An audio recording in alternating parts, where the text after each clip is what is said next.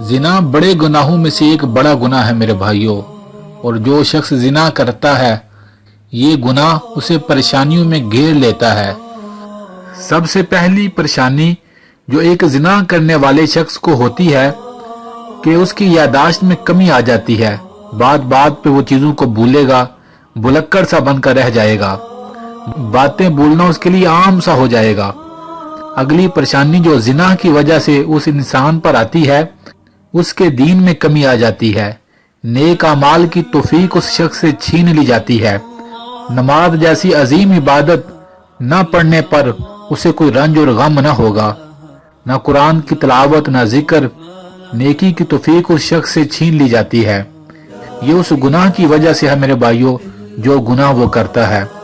अगली परेशानी जो जिना करने वाले शख्स पर आती है कि उसकी रिज़्क में बेबरकती आ जाती है। अगर लाखों रुपया भी कमा रहा है पर उसमें बरकत ना होगी। लाखों रुपया कमाने के बावजूद भी वो कहेगा पता नहीं पैसे कहाँ जा रहे हैं, क्या मामला हो रहा है। ये सारी बेबरकती की वजह से होता है। चेहरे से सुकून उड़ जाता है, सुकून की नींद उस शख्स को नसीब नहीं होती। गुनाह की वजह से उसके चेहरे पर नहुसत भी आ जाती है। करीमी और फिशल वो मर्द और औरतें जो जिना करते हैं, करीमी और फिशल उस नहुसत को छुपा नहीं सकती। अगली परेशानी जो जिना करने वाले शख्स पर आती है, जो सबसे खतरनाक है, कि नेक लोगों से उसे बुग़्ज़ हो जाता है।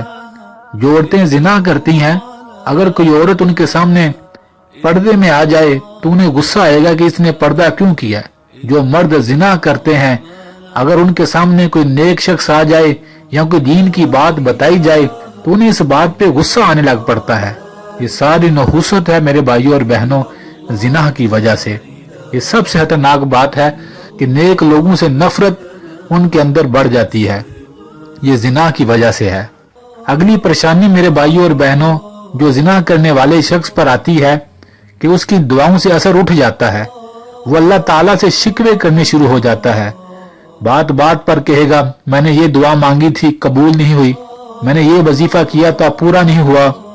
वो अपने गुनाहों को नहीं देखेगा पर अल्लाह ताला से बात बात पर लोगों के सामने रब्बुल आलमीन के शिकवे करेगा। ये भी इस गुनाह की नहुसत की वजह से है। अल्लाह न करे अगर कोई शख्स जिना करते करते उसी हाल में दुनिया से चला गया तो मेरे नबी सल्लल्लाहु अलैहि वसल्लम ने फरमाया, लोगों उस शख्स की पेशानी पर लिख दिया जाता है कि ये अल्लाह की रहमत से दूर और दोज़ख के करीब है। मेरे भाइयों और बहनों, इस गुनाह से बचना चाहिए।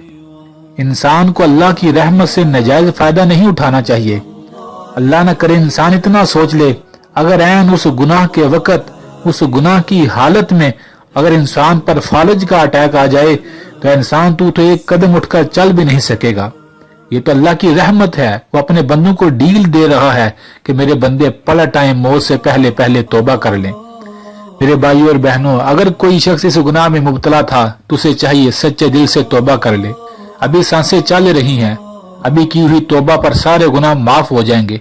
अल्लाह ना करे तौबा का मौका ना मिला, अगर वो लेट करते करते कब्र में जा लेटा तो उस शख्स को सोचना चाहिए फिर उसका क्या बनेगा। तौबा बड़ी आसान है मेरे भाइयों और बहनों, बस इंसान पक्की नीयत कर ले कि आइंदा के बाद इस गुनाह को मैं कभी नहीं करूंगा। पक्की नीयत करके अल्लाह की बारगाह में माफी मांगे, अल्लाह मैं ये गुनाह करता रहा, ऐ मेरे मालिक मैं तेरा बंदा हूँ, तू करीम रब है मेरा, मेरे गुनाहों को माफ फरमा। बस इतने से बोल बोलने हैं मेरे भाइयों और बहनों, अल्लाह सालों के उसके गुनाहों को अपनी रहमत के सदके माफ फरमा देंगे। और उस शख्स का शुमार इन बोलों के बाद अल्लाह के गुनहगारों से निकलकर अल्लाह के नेकों में शुमार होगा। अल्लाह से दुआ है अल्लाह तमाम उम्मत को इस कबीरा गुनाह से अपनी हिफाजत में रखे, आमीन।